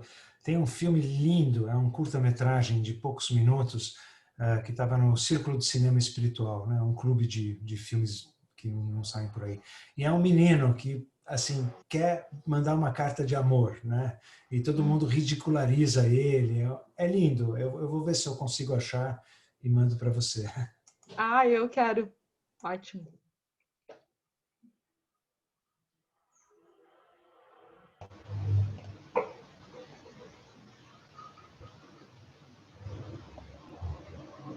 Olá, Angélica. A minha pergunta, ela seria baseada na rede sociométrica, porque no conceito de Moreno, me parece que a rede sociométrica, ela acaba entrando, não que ela seja o átomo social, mas ela acaba entrando nessa linha. E querendo ou não, acho que as redes sociais, é como tu falou ali no início, tem um pouco dessa falsidade, porque eu posso ter uma rede e demonstrar um outro aspecto. Então, como é que eu me conecto com isso? E como é que eu sei que o outro é verdadeiro? Uhum. Bah, ótima pergunta. É uma pergunta que eu me faço constantemente, eu não tenho né, uma resposta para isso, é algo que eu acho que a gente está vivendo e construindo agora, e explorando, né? E acredito que principalmente no pós-pandemia a gente vai construir mais sobre isso. Mas eu acredito que a gente atua nesse meio e que o recurso para isso, a partir da minha visão, da minha experiência, é o axiodrama. Então, eu trabalho muito com o conteúdo axiológico, assim, com os valores. O que tu realmente tu curte, o que é importante. Vou pegar esse caso ali dessa situação que é a Alice, né, do WhatsApp analógico. Ela ama a arte, ama se conectar com isso, mas estava com várias pessoas, a rede sociométrica dela não era composta por pessoas que gostavam disso. Então a gente começou a olhar nesse sentido. Será que a tua rede do Instagram, do Facebook, do TikTok tem essa vibe, essas influências? Então, eu acredito que o nosso trabalho como psicodramatista é trazer espontaneidade para, né, trazer essas escolhas de forma mais autêntica. Então, é no meio, porque as redes sociais permitem esse espaço mais fake, como tu falou, mas através da exploração dos valores a gente consegue mapear melhor isso. Achei muito bacana isso, né? Que aí entra o conceito de fortalecer realmente o átomo social. Então, o que eu quero aqui para perto? Acho que foi a Rosa que ela traz isso, né? Ela traz o primeiro átomo social e daí depois ela fala, como é que tu quer isso? E aí no final tem um outro átomo. É justamente isso, né? Então, o que eu quero próximo de mim e o que eu quero afastado. Bacana. Perfeito. E também eu penso que os tempos e as temporadas, isso é algo que eu trago muito, assim, né? Eu acho que com essa questão da ansiedade em relação ao futuro e como que vai ser, e essa escolha para a vida toda, mas, tipo, eu deleto e cancelo ela logo. Acho que trabalhar esse tempo é bem importante, assim, aqui agora. O que tu precisa, quem é né? Quem está no teu átomo social mais próximo, não quer dizer que vai ser sempre, porque às vezes o que eu vejo na clínica é que às vezes nesse medo de que vai ser algo para sempre, se deleta e se cancela logo. E nem se experimenta viver o momento, aqui e agora. Boa tarde. Eu tenho uma pergunta para a Lu e para a Angélica. Acho que eu vou começar com a Luciana. Nessa experiência do psicodrama como um treinamento, né, se houve alguma resistência do aluno, no caso, pela conserva da tradição que ele tem de estudar? Tem, sim. Às vezes a pessoa chega e ela quer, então assim, não, mas me passa como eu devo fazer nesse caso, mas como eu devo apresentar nesse caso. Tanto que eu comentei, né, a gente até já conversou sobre isso, a pessoa veio depois, eu comentei aqui que no compartilhamento, nós passamos depois 2 semanas compartilhando, então elas vinham eu montei minha apresentação, treina comigo e tal, e aí como eu devo fazer agora, né? E aí eu sempre colocava assim, não, como você quer fazer agora? Como seria o seu jeito de fazer agora, né? Então, você tem que criar isso, é assim que a gente está aprendendo, né? Não sou eu que estou te ensinando a ser comunicador, é a sua comunicação, não é a minha, né? Então, sempre tem. Ok, obrigado. Agora, Angélica, Eu sou da área de tecnologia, eu sou engenheiro de telecomunicações, né? Eu trabalho na área, né? Que legal, que medo. Não especificamente aí. Brincando. Mas eu sei que tem algoritmos de mercado que direcionam o que você vê, o que você enxerga, né? E eu acho que ainda nós não chegamos ainda, eu queria uma opinião sua, tá? Nós não chegamos ainda na era da inteligência artificial. Dizem que a inteligência artificial ela vai conhecer você melhor que você mesmo. O que você acha disso? Assustador. Né? Eu acho é muito louco, assim, né? Mas acredito, assim, o que eu tenho lido, estudado e pesquisado de forma muito informal, né? Acompanho algumas pessoas que têm falado sobre isso. Aqui de Porto Alegre tem o Thiago Matos, que, né, trabalha e tem pesquisado sobre futurismo. Inclusive, eu vi que eles lançaram alguma coisa, tipo, para terapeutas, que é como se fosse uma câmera que vai pegar todos os movimentos e ler a partir desses movimentos quais são as emoções, assim, né? E que tu pode estar atendendo a pessoa e essa inteligência artificial tá te informando ali o que ela tá sentindo, se ela tá triste, tá com raiva. Enfim, eu acho que eu vejo alguns aspectos positivos com relação à tecnologia, à inteligência artificial, que pode ser construído. E eu acho que alguns, né, que é o que a gente está experimentando agora, que também vão produzindo conservas. E que eu acho que vão embotando a espontaneidade. Então, não sei, sabe? Eu acho que é algo que a gente está vivendo. É muito difícil dizer como vai ser, o que eu penso sobre isso. Eu gosto muito de tecnologia, eu gosto de trazer isso para a clínica, mas podendo trabalhar a espontaneidade, né? Trabalhando com a pessoa ali no aqui e agora. E não sei como seria isso, né? Uma inteligência artificial o tempo todo. E acho que não acredito que algo possa nos conhecer assim. Eu acho que algo pode fazer, que uma inteligência artificial pode nos fazer acreditar que nos conhecem melhor do que a gente se conhece. É como os testes lá do Facebook, as pessoas chegam no consultório. Nossa, eu fiz um teste, ele disse tal coisa sobre minha personalidade, eu super me identifiquei. Então vamos olhar, né? Daí entra a questão do axiograma. Vamos olhar para, né, como tu te vê mesmo, as tuas relações, o teu dia a dia. Será que isso faz tanto sentido? Pois é, não faz tanto. Então, será que isso é uma realidade produzida ou é realmente teu? Então, acho que entra um pouco nisso, assim. Não sei se eu respondi a tua pergunta, mas são divagações, assim. Eu queria continuar um pouquinho por essa ideia.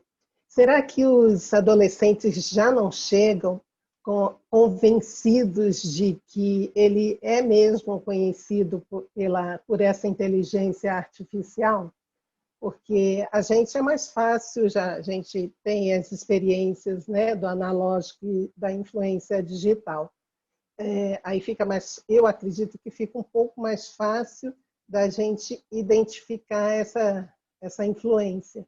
Agora, para eles que estão imersos nessa realidade, acho que é muito fácil crer naquilo que eles estão lendo, estão vendo na tela.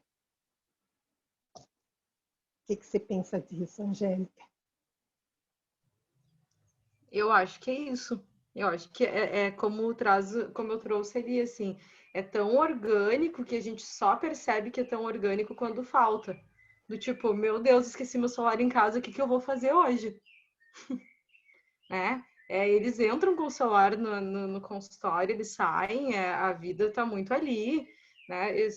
Há um tempo atrás eu fui conversar com a psicóloga da escola de uma cliente, cheguei lá, assim, tipo, tava todo mundo no intervalo, no recreio, eu chamo de recreio, todo mundo lá, assim, tipo, mexendo no celular, sabe, com pouquíssima interação.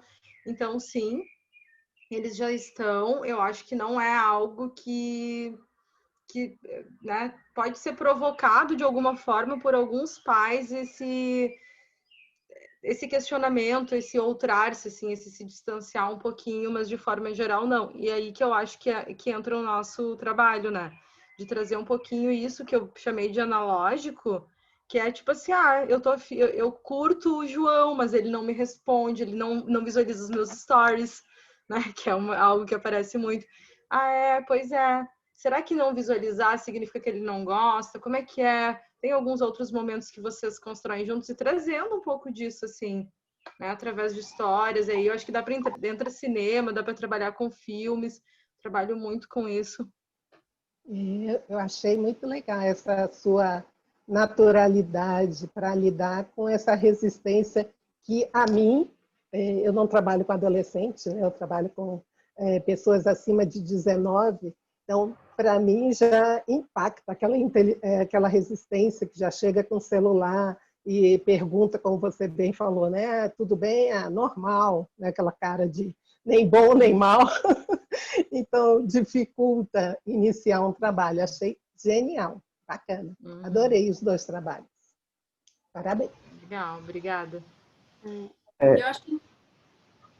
Eu queria reforçar a fala dela, porque, por exemplo, ontem eu cheguei em casa, o meu tio chegou lá e ele tem um filho pequeno. Ele começou a fazer bagunça e coisa. O que a minha tia fez, a mãe dele, entregou um celular. Então, é como tu traz, né? Essa tecnologia está tão orgânica e eu vejo que as crianças estão absorvendo muito. A minha prima tem um bebê que ainda não fez 1 ano. Já coloco na televisão, já coloco no Instagram, já... Então, é uma tecnologia que nós, como Escola Matista, ou a gente absorve isso, ou a gente é deixado de escanteio. E aí, pegando carona nisso, né, Angélica, e aí um pouco o trabalho da Luciana também, eu acho, aquela provocação que você faz, Angélica, de assim, o adolescente é digital, não é digital, eu acho que também tem uma conserva de nós, não adolescentes mais, de achar que é isso, né? Agora, na pandemia, eu atendi grupos de adolescentes virtualmente e eles sustentavam 2 horas de sessão sem tocar no celular, né? O celular sequer era alguma coisa que eles queriam fazer, a gente fazia outras coisas. Então, eu também acho que qual é a nossa conserva na visão do adolescente, né? E aí, quando você traz o filme, eu trabalho muito com música com eles, né? Então, e eles olham para mim e dizem assim, mas e a série? Eu falei, não vejo série, não sei que série é essa, né? E eles me educam nesse mundo deles, desses personagens que eles vão olhando, né?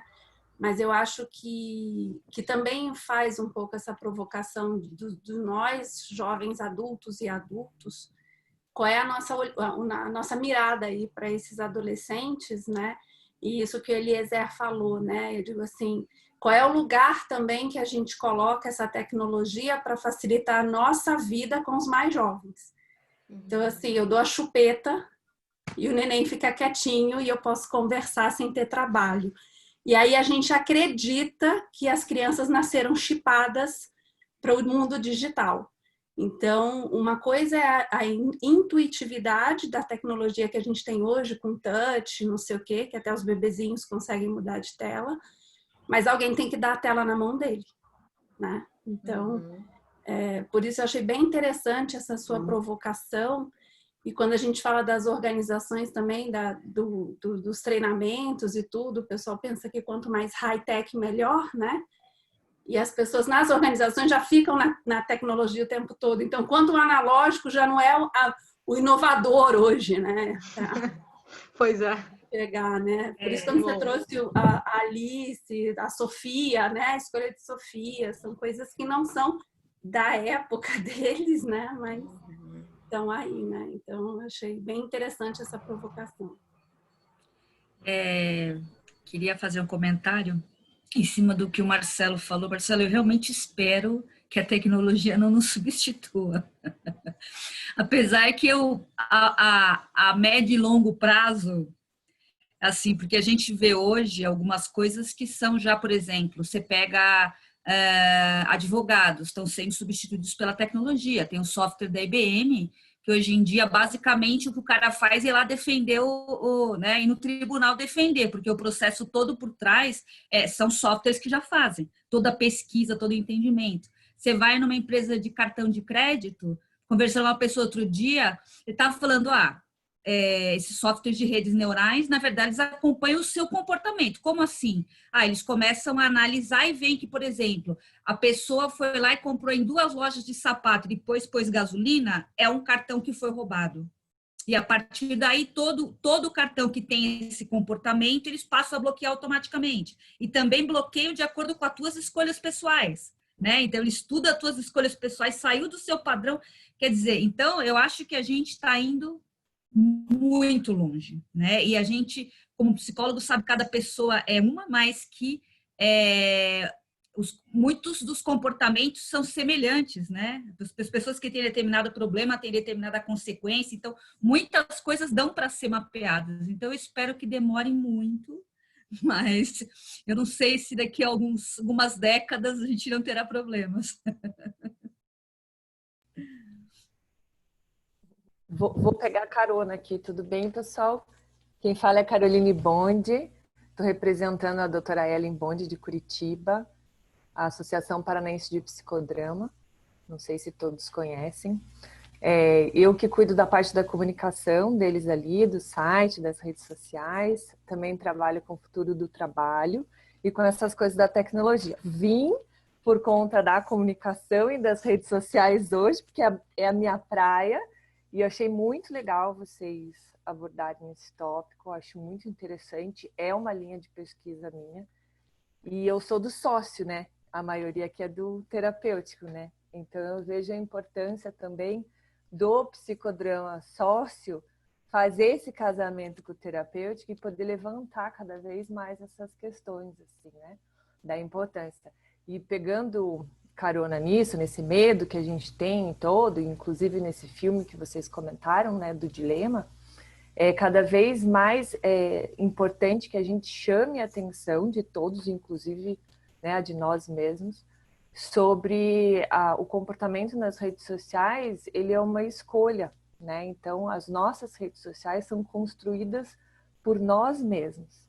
Recentemente, a gente teve a Jornada Paranaense de Psicodrama, onde o Jonathan Moreno, filho do Moreno, participou conosco. Eu pude fazer uma entrevista com ele a respeito do livro dele, o Impromptu, né, que fala sobre a origem do psicodrama e das redes sociais. Ele traz muito forte isso, que Moreno, ele realmente foi o precursor das redes sociais, né?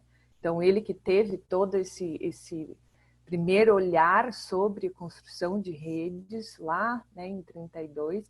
E quando eu questionei ele sobre se os donos, assim, digamos, né, dessas redes sociais, Facebook, Instagram, enfim, os engenheiros responsáveis, se eles tinham noção de que Moreno existia, que ele tinha começado, ele falou: Carol, eles só estão pensando no dinheiro, eles não querem saber, né, da ciência, da história. Então, eu sempre reforço aqui para o pessoal de Curitiba, e sempre quando eu tenho a oportunidade, eu peço a palavra para falar da responsabilidade que a gente tem em trazer Moreno como o precursor das redes sociais e colocar cada vez mais isso em pauta, para que a gente fundamente todas as nossas ações, tanto no sócio quanto no terapêutico, dizendo que, né, ressaltando mesmo o trabalho dele e a importância que a gente tem em salientar que nós somos os responsáveis pela construção das nossas redes, né? Aqui em Curitiba, eu acabo frequentemente dando um curso para o pessoal ali da associação sobre responsabilidade também nas redes sociais. Por exemplo, quando você se cadastra em aplicativos ou entra para plataformas, você já automaticamente concede direitos para ela, né? A partir do momento que você entra numa plataforma, você concede o direito da plataforma ter o uso da sua câmera, né? E, enfim, tudo que você faz dentro da plataforma, eles acabam mapeando o seu comportamento. Então, por exemplo, no Facebook, agora com as últimas mudanças que eles fizeram, fica ativado automaticamente o teu, enfim, você concedeu o direito de mapeamento facial para eles. Então, você tem uma forma de você ir lá, se você não quiser que eles façam esse teu reconhecimento facial, você desabilita essa função. Ou seja, eles estão se renovando e fazendo com que cada vez mais isso seja frequente. E como as pessoas não têm muita noção, essa última brincadeirinha que aconteceu agora, que virou uma febre no Facebook dos avatares, vocês viram? Todo mundo dando tchauzinho de bonequinho, assim.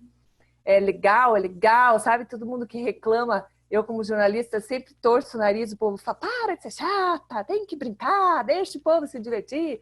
Mas tem um lado B do negócio, né? Que a partir do momento que você entra nessas correntes de Facebook, de Instagram, você está dando para eles a oportunidade de eles mapearem a sua face, enfim, seus trejeitos e tudo, e eles estão construindo uma rede, enfim, de dados, de informações para eles poderem cada vez mais fortalecer essa última ferramenta que eles colocaram em ação, que é a do reconhecimento facial.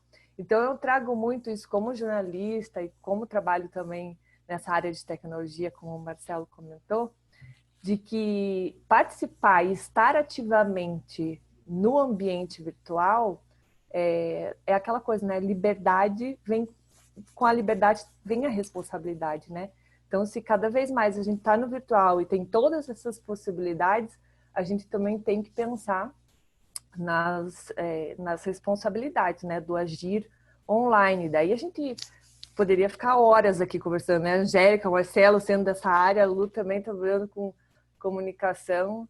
A gente tem que, inclusive, trazer para os jovens, assim, dessa importância de vai estar no virtual, então saiba como agir, saiba como é que funciona, né? Desabilite reconhecimento facial, saiba que você está dando informações que podem acessar a sua câmera. Vocês possivelmente já passaram por aquela coisa de falar perto do celular e ele trazer um monte de propaganda para vocês, não passaram? E você não precisa nem estar com a câmera aberta, você pode estar com ela na mesa e daí está lá lavando roupa, já aconteceu com várias pessoas, inclusive comigo, e daí você vai pegar, vai abrir o seu Google, vai abrir seu Facebook, está lá a propaganda do sabão, o sabão em pó que você usou, né? Então, a partir do momento que você entra numa rede social, você dá a eles o direito de acesso ao microfone e à câmera. Então, é recheado de coisa para a gente se aprofundar nesse assunto e lembrar sempre de que Moreno foi o precursor das redes sociais. Em Curitiba a gente está fazendo esse super estudo, esse aprofundamento e fica assim a minha vontade de que quem tem interesse, a gente some esforços mesmo para construir pesquisas cada vez mais coletivas sobre isso, né? Ali na Associação de Psicodrama, a doutora Ellen está fortalecendo bastante esse lado do Centro de Inovação e Pesquisa, né? Em relação ao psicodrama e à tecnologia. Então fica meu convite a vocês para chegarem mais pertinho ali e a gente trocar mais figurinhas, tá bom? Mas muito obrigada, adorei as duas participações e fico muito feliz em poder estar junto com todo mundo. Mais alguma participação, pergunta? Gostaria de fazer um comentário. Eu acho que a Luciana trouxe uma coisa assim, como desde 85 eu trabalho com empresas, então a Luciana trouxe uma coisa muito interessante que a gente passou, eu pelo menos passei mais de 30 anos, os problemas de comunicação, eles são quase idênticos à da era do sinal de fumaça, né? Que você precisa checar se esse símbolo mandado de fato corresponde ao quê? Apenas uma mensagem falando estou aqui vivo, comendo um churrasco ou está pondo fogo na casa? Então, esse problema de comunicação original, ele vem até hoje dentro das organizações. E eu acho que o que, Luciana, você trouxe muito interessante, pelo símbolo de falar com as emoções também, que também era um tabu, né? Uma conserva. Eu não gosto muito de usar o conserva porque eu estou em recuperação com o termo conserva no psicodrama. Mas era uma coisa que era impedida, né? Que é a nossa natureza, o ser humano ser cognitivo e afetivo ao mesmo tempo, né? Isso eu acho que a robótica, a engenharia de computação está atrás, exatamente qual é o mecanismo de funcionamento das emoções, né? Porque você desenha esse mecanismo muito bem, mas na hora que você joga na rede, ela não funciona. Fechou o seu som, Alcione? Fechou o som, bateu aí, fechou. Não estão querendo que eu diga o que... Brincadeira. Eu faço brincadeiras na internet. Eu entro, quando eu dou a entrada, que vem aquelas páginas gerais, né, Caroline, de pesquisa e tal, eu aciono uma série de coisas que não tem nada a ver comigo. E deixo rolar. E fico uma semana me divertindo com as coisas que eles mandam para mim, que eu falo nada a ver, né? Eu quero atrapalhar um pouco as pesquisas deles, né? Fico fazendo assim. Então, Luciano, eu acho que você trouxe uma essência que depois vai bater nos consultórios, né? Que a Angélica está tratando ali. Que é essa questão da gente dicotomizar, não considerar o afetivo cognitivo como uma coisa só.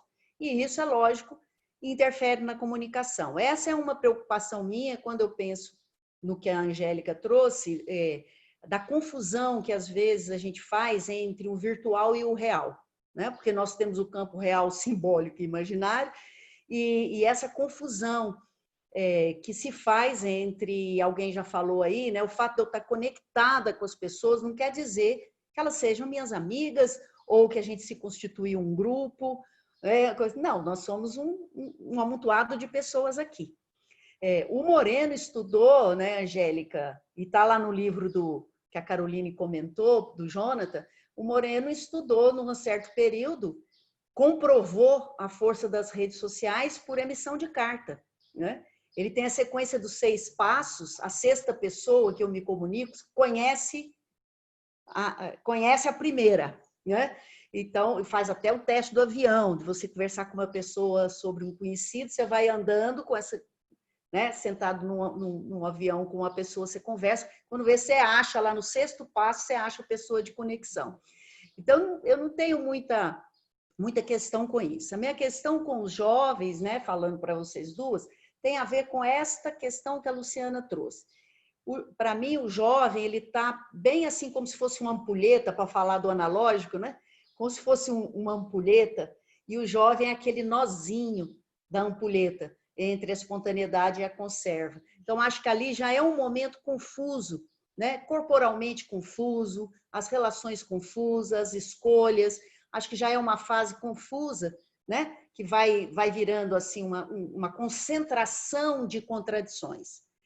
E exatamente a gente vai precisar lidar no psicodrama, não é com a tecnologia, é com a contradição de durante séculos no psicodrama a gente ficar defendendo, trabalhando a espontaneidade, e agora nós vamos ter que trabalhar a conserva, porque essa forma velocizada de comunicação está fazendo a gente perder memória, as memórias estão nas nuvens, né? O fato de ter algo guardando a memória parece que me alivia de não precisar guardar, né?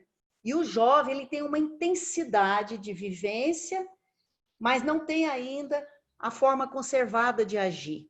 É por isso que às vezes a gente vai se apresentar na empresa, né, Luciana, e fala, dá uma receita de como eu devo falar. Porque naquela hora é tão caótico para mim que eu preciso do duplo, eu preciso da conserva, eu preciso do beabá. E nós, no psicodrama, estamos precisando recuperar a conserva cultural, a raiz, as memórias, estamos precisando trabalhar com isso, porque Moreno não fala que a conserva é má e a espontaneidade é boa, né? Ambas levam à criatividade, depende da maneira, né? Então, essa lógica que a Angélica trouxe de voltar ao analógico para recuperar a pessoa, eu acho que é o que nós vamos fazer, usar a tecnologia, sim, porque se é ela que está disponível, né? Quantos de nós aqui, eu não, mas quantos aqui não foram educados, criados pela Xuxa, né? E todo mundo queria mandar queimar as televisões, né? Então, a mesma coisa está acontecendo com o computador, com as redes agora. Eu acho que o cuidado é recuperar a essência. Somos cognitivos e afetivos, inseparavelmente. E temos 3 dimensões, o real, simbólico e imaginário, pelo menos até agora, que a gente pode trabalhar. Então, o cuidado do jovem é que ele está em tanta contradição que talvez ele confunda o simbólico com o real, né? E na realidade não é, né? De fato, o abraço virtual é diferente do abraço real e do abraço imaginário, né? Que nós conseguimos, na realidade, suplementar, mas ele não é igual. E é isso, eu queria fazer esse comentário, porque vocês me precipitaram tudo isso, então... Muito bom, tá? Agora eu tô aqui viajando nisso, assim. Sobre o que a Margarete falou ali, de ficar um tempo sem mexer no celular, e agora também tem tudo a ver com o que tu falou, a Alcione e a Caroline, que é isso, assim, a ideia de trabalhar com o digital não é para que se fique no digital, é para que possa se, né, pensar sobre o digital, se distanciar, se experimentar. Então, quando eu trago assim a linguagem do digital, porque é próxima e que conecta, que é a informação que eles estão recebendo todos os dias.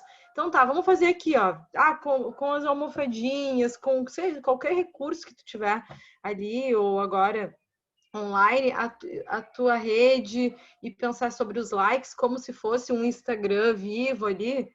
É um meio, né? É o personagem, ele é o meio, É o então fim, não. é o meio, né?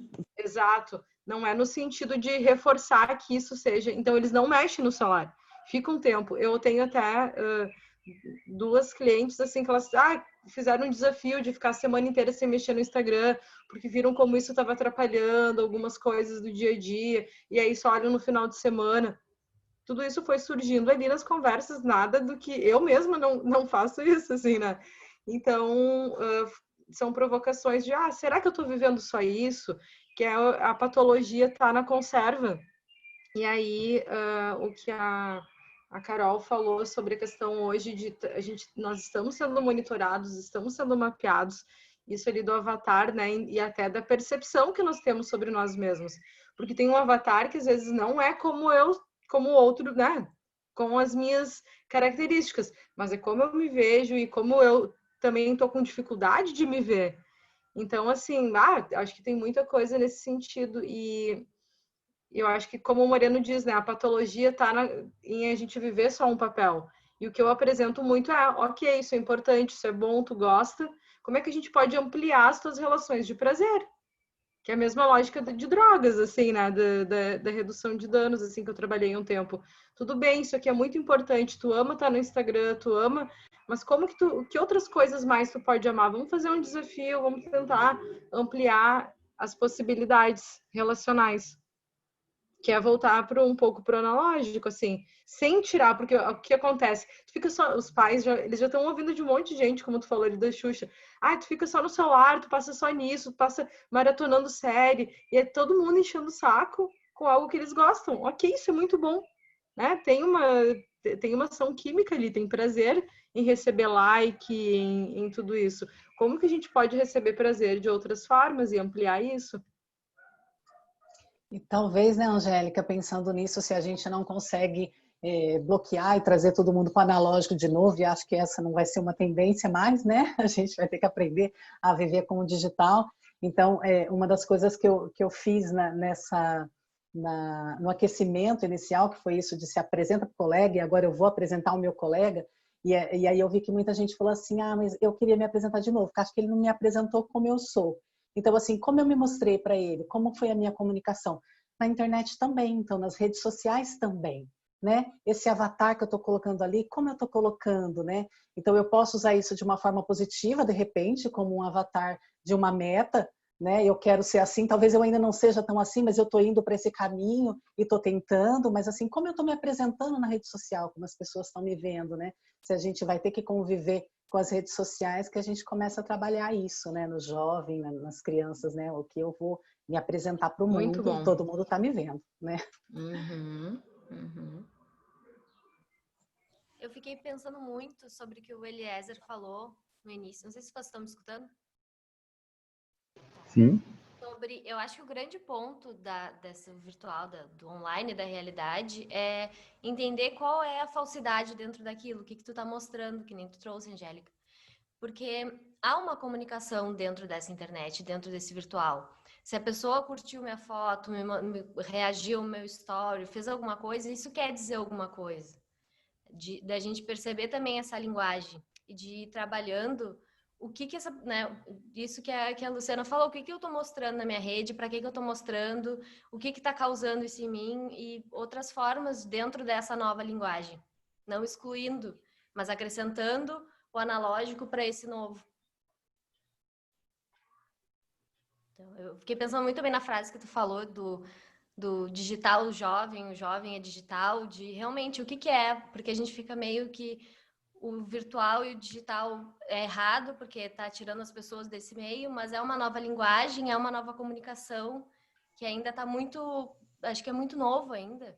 Então fica muito batendo um de frente com o outro, em vez de juntar e fazer uma coisa nova, que os dois andem juntos, onde tem uma comunicação verdadeira dentro do digital.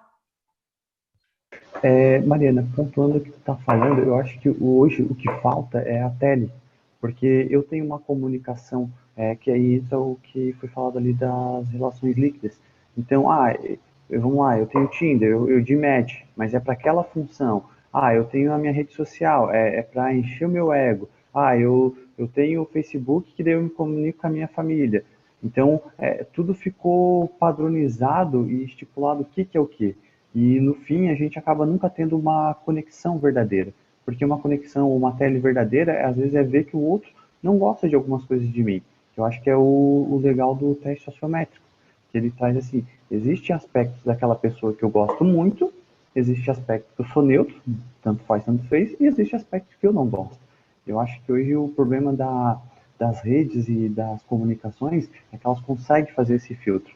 Quando vocês trazem a questão ali desses logaritmos que nos pesquisam, veja, eles estão fazendo isso, eles estão pegando a gente, estão padronizando. Tu compra sempre sabão dessa marca, então vamos fazer propaganda de sabão dessa marca. Tu se relaciona e tu gosta desses tipos de vídeo, então só vou te apresentar esses tipos de vídeo. Então a gente acaba se perdendo em se conectar com o outro ou com um diferente. Seria isso.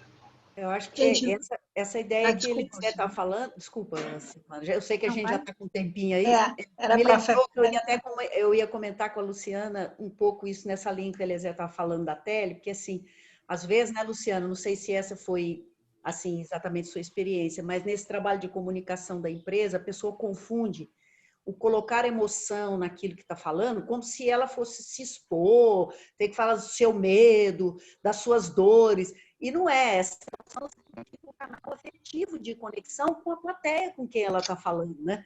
E tem essa, não sei se isso apareceu para você também aí no trabalho.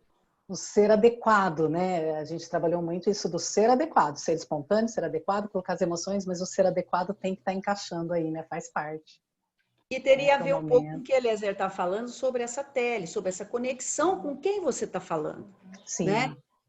Em que ambiente você está falando, com quem você está falando. Você percebe a plateia e essa dosagem da emoção, ela pode fluir, né? Exato. Agora, isso é diferente de você vai chorar na hora que está falando, você vai gritar, não é isso, né? Confunde a emoção com o afeto que pode ter, né? Afetar a plateia e ser afetado pela plateia no sentido da conexão, né? Não se pode confundir esse ser espontâneo com soltar qualquer emoção como se fosse, né? Assim, estou livre para isso. Não, catarse, né? Não é assim, né? Perfeito. Só fazer um comentário em relação a isso. Eu sei que está no final, mas do que o Eliezer falou sobre a tele, né? E ali usou o exemplo do Tinder, que é algo que eu vejo muito, assim, no dia a dia. Tipo, eu tô a fim de encontrar alguém porque eu quero um relacionamento sério, tô a fim de namorar agora. Mas eu jamais posso deixar isso claro, porque a outra pessoa, tipo, ali no Tinder não tá nessa vibe. Então, isso é algo que eu tenho trabalhado muito, assim, não precisa chegar dizendo assim, oi, tudo bem, quer namorar? Não, como que tu pode expressar isso de uma forma espontânea, sobre o que tu tá buscando, ser coerente com os teus critérios para ver uma outra pessoa que também tá buscando isso, e aí, né, ter a tele, dar um match mesmo, porque acaba que tem muita expectativa e é transferência, né? Nesse conceito de transferência. Eu transfiro aquela expectativa, eu saio com o cara, ele é gentil comigo, ou com a mina, sei lá, com quem sair, e aí a pessoa, tipo, ela não tá nessa vibe, ela tá curtindo, mas ela tá sendo gentil naquele momento, e eu já projeto nosso relacionamento e tal. E isso, assim, é algo que eu vejo cotidianamente, então é muito legal trabalhar com isso, assim. Isso, só para reforçar a tua fala, eu acho que é justamente isso. Como está tudo padronizado, nas redes sociais todo mundo sabe como se deve comportar no Instagram, todo mundo sabe como se deve comportar no Facebook, todo mundo sabe como se deve comportar no Tinder. Só que quando entra para a realidade, não é isso que eu busco, não é isso que eu quero. E aí é que precisa da tele, e não está tendo isso. Então, nós estamos chegando no nosso horário. Quero agradecer, né, a Luciana e a Angélica pelo trabalho apresentado, muito interessante. Agradecer a participação de todos. Encerrar, não sei se a Luciana e a Angélica querem dar mais uma palavrinha para se despedir, para agradecer. E aí fechamos. Eu quero agradecer a todos, né, a participarem. Foi um debate muito rico. Parabenizar a Angélica, foi um trabalho muito bom. Gostei muito do seu trabalho. E muito obrigada a todos. Estou muito feliz de ter participado aqui com vocês. Eu também quero agradecer. Fiquei muito empolgada assim, com todos esses compartilhamentos e discussões. Foi muito... Estou saindo com muitas dúvidas e muitos pensamentos e gostei muito do teu trabalho, Luciana, também, e me trouxe muito sobre isso, assim, tipo, de trazer a espontaneidade, o analógico cada vez mais dentro do digital. Então é isso, gente. Obrigada. Então, agradeço a todos. Seguimos até o fim do dia, ainda temos congresso, amanhã temos o nosso pós-congresso e depois já temos aí uma proposta de seguir com os dias 29 até o final do ano, então num congresso estendido, e, então seguimos juntos, assim, for possível, tá? Agradeço a todos a presença e encerramos esse trabalho. Tchau. Obrigada. Tchau. Tchau.